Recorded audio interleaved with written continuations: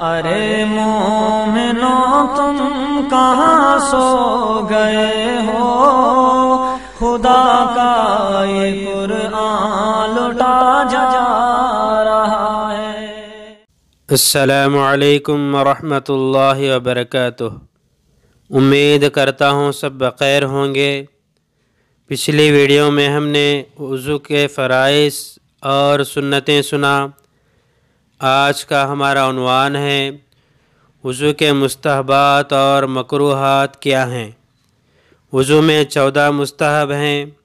Number 1، وضو کرنے کے لیے کسی اونچے مقام پر بیٹھنا تاکہ استعمال شدہ پانی جسم اور کپڑوں پر نہ پڑے۔ نمبر 2، وضو کرتے وقت قبلہ رو ہو کر بیٹھنا۔ نمبر 3، وضو کا برتن مٹی کا ہونا۔ نمبر 4، وضو کرنے میں کسی سے مدد نہ لینا۔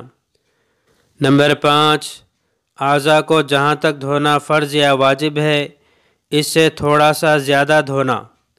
نمبر 6، داہنے ہاتھ سے کلی کرنا اور ناک میں پانی ڈالنا۔ نمبر 7، بائیں ہاتھ سے ناک صاف کرنا۔ نمبر 8، انگوٹھی وغیرہ اگر ایسی ہو کہ جسم تک پانی نہ پہنچتا ہو تو اس کو حرکت دینا۔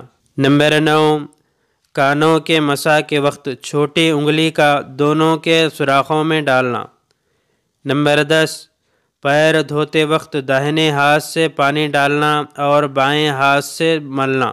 نمبر 11، سردیوں کے موسم میں پہلے ہاتھ پیروں کو تر ہاتھ سے ملنا تاکہ تمام عضو دھوتے وقت پانی آسانی سے پہنچ جائے۔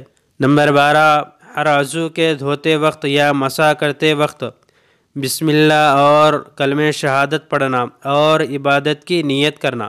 نمبر 13، وضو میں اور وضو کے بعد جو دعائیں احادیث شریف میں آئی ہیں ان کا پڑھنا۔ یہ دعائیں وضو کے مسنون طریقے میں ہیں۔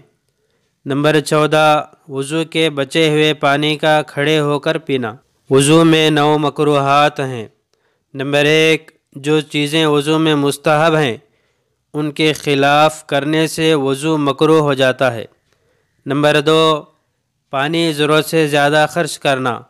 نمبر 3، پانی کا اس قدر کم خرچ کرنا کہ جس سے اعضاء کے دھونے میں نقصان ہو۔ نمبر 4، حالت وضو میں کوئی دنیا کی بات بلا عذر کرنا۔ نمبر 5، بلا عذر دوسرے اعضاء کا وضو میں دھونا۔ نمبر 6، منہ اور دوسرے اعضاء پر زور سے پانی مارنا۔ نمبر 7، 3 بار سے زیادہ عضو کو دھونا۔ نمبر 8، نئے پانی سے 3 بار مسح کرنا۔ نمبر 9، وضو کے بعد ہاتھوں کا پانی جھٹکنا۔ اللہ تعالیٰ مجھے اور آپ کو اور تمام مسلمانوں کو عمل کرنے کی توفیق عطا فرمائے۔ اس طرح کے اور ویڈیوز کے لیے ہمارے چینل کو جو حضرات سبسکرائب نہیں کیے ہیں وہ حضرات سبسکرائب کر لیں، بازو میں لگے بیل آئیکن کو پریس کریں، زیادہ سے زیادہ شیئر